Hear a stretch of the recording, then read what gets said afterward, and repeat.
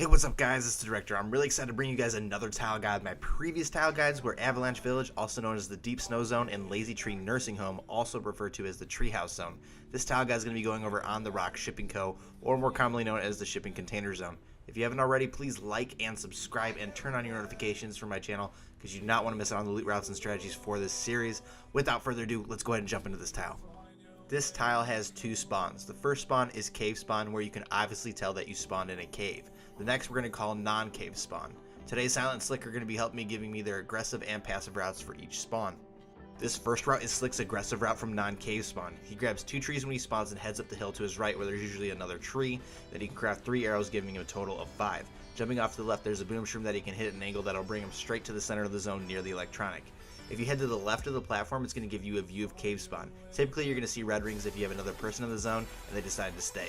This ends the aggressive route from Non-Cave Spawn. Remember, aggressive routes are less about loot and more about getting first blood, so they are much shorter than the passive routes. This is the passive route for Non-Cave Spawn. After grabbing the second tree, make a 90-degree left turn and head up this little hill for the chance for a chest. Then turn back the way you came and head behind the trailers where there could be a leather. As you can see, he's going to continue along in the same direction. What he's doing with this route is maximizing the amount of chest spawns at the beginning. He actually ends up getting all 3 spawn, which usually isn't the case. He's then going to head up to this big brick building and go inside to check the map. Up to this point, it should be about 40 seconds into the game, and based off the map, he will either craft Lumberjack if he's alone, or if someone is challenging the zone, he will craft his boots for the fight. He's going to continue through the next brick building. Notice that his route's going to take him along the outskirts of this tile. When Scav originally made this zone, there was not a lot of loot in the center. Now there is more, but it's really spread out. Continuing along the edges is a serious amount of loot that a lot of players miss by looting the center or leaving the zone entirely.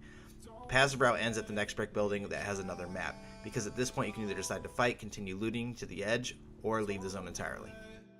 Now we're going to be covering the aggressive route from Cave Spawn. Grab your first 2 trees and head up this little pathway towards the center of the zone and the electronic platform. Usually by this time you're going to see red rings so a player is in your zone. If you aren't going to engage right away, there's a lot of cover, so head towards the right hand side because there are 2 chest spawns really close together. If you don't immediately see another player in the area, head to the brick building that is off to the right because there will be materials and a radar that will let you know if someone's in your zone or not, and that's going to complete the aggressive route. For the passive route from Cave Spawn, you're going to take the same route you would for aggressive at the beginning.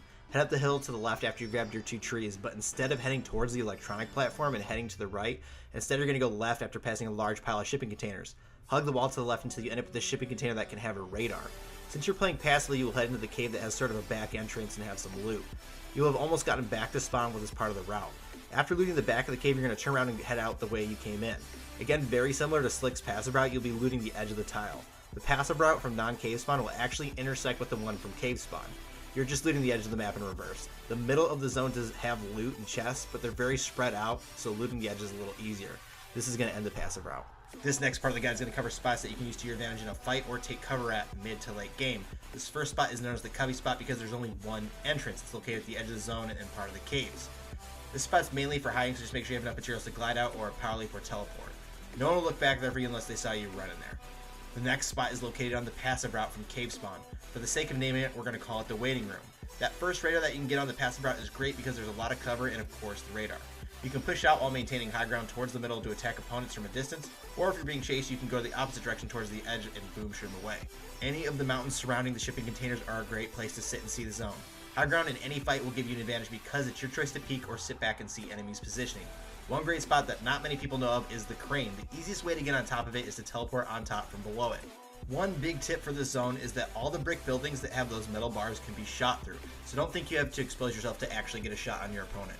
Another tip is a lot of people have trouble getting on top of that electronic platform. One of the easiest ways is to hop on this little generator and just hop up. The last thing I'm going to show for this guide is going to be the boom shroom routes that are around the zone. From the center platform you can boom to a few other boom shrooms in almost any direction. Guys, I really enjoyed making this guide. I hope it helped you out. Please like and subscribe right now if you want to catch more tile guides in this series. Also, a huge thanks to top players Silent and Slick for helping me be able to bring these guides to you. That's it for me, guys. Have a good one.